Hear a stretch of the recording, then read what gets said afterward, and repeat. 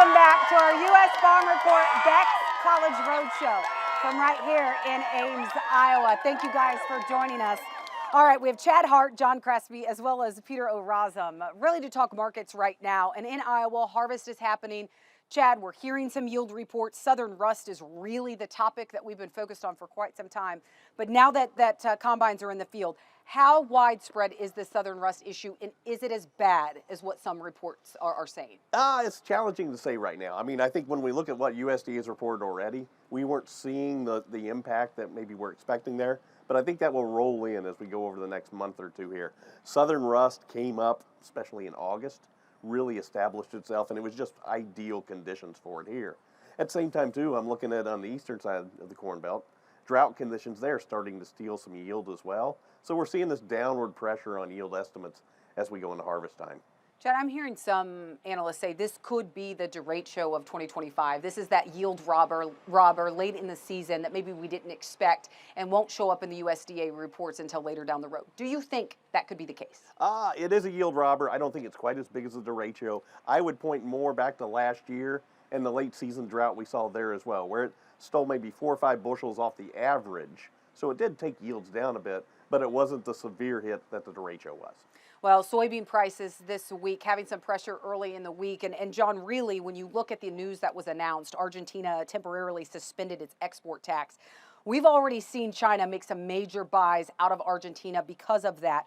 But when you look, do you think more of that's going to be coming in the days ahead? And how could this impact farmers? So that was an interesting one. And I guess soybeans out of Argentina were on Chad's bingo card, but they weren't on mine. And so Argentina has had a declining peso for a long time, but it also had these huge export taxes. So it made its beans pretty uncompetitive on the markets.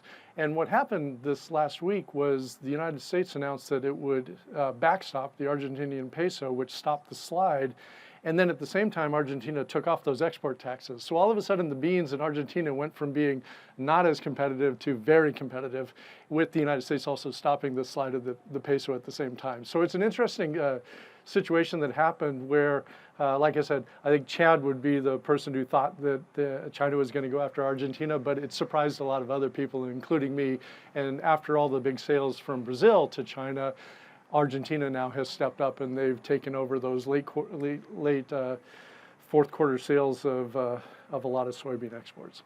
So we are sending Argentina money while they temporarily suspended that tax and now are selling soybeans to China. Well, we're announcing that we are prepared to backstop the Argentinian peso from sliding further.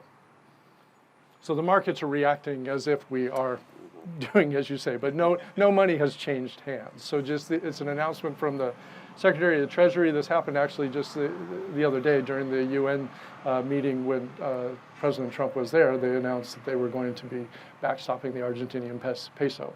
But like I said, the big thing with Argentina, its exports for a long time have been not very competitive because they have these very large export taxes on all of their products. And then they announced grains and oilseeds that were going to take those off.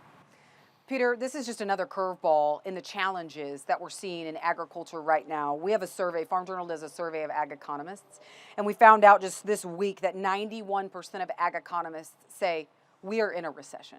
When you look at the impact that that's having on Iowa agriculture and really agriculture around the country, what are some of these impacts that maybe we're not talking about enough right now?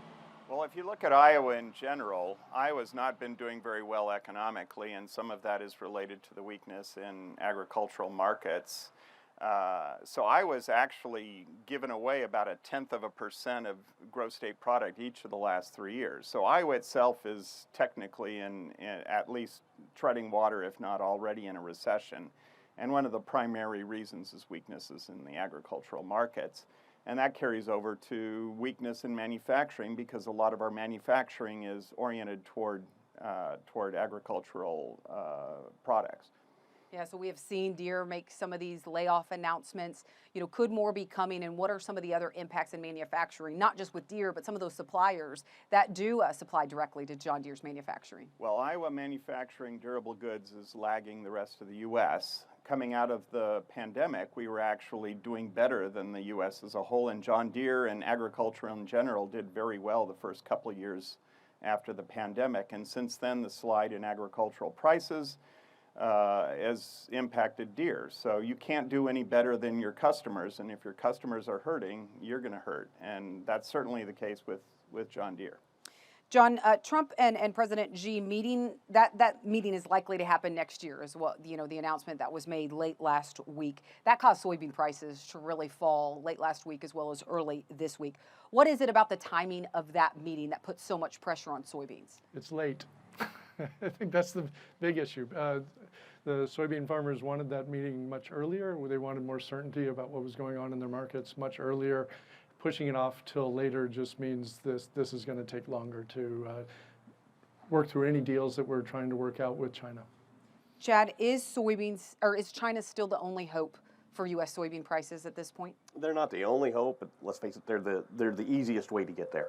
When you're thinking about, China, they have been a massive part of our soybean market for the past decade, where they're taking 25, 30% total of U.S. soybeans. So they're hard to replace when they're stepping out.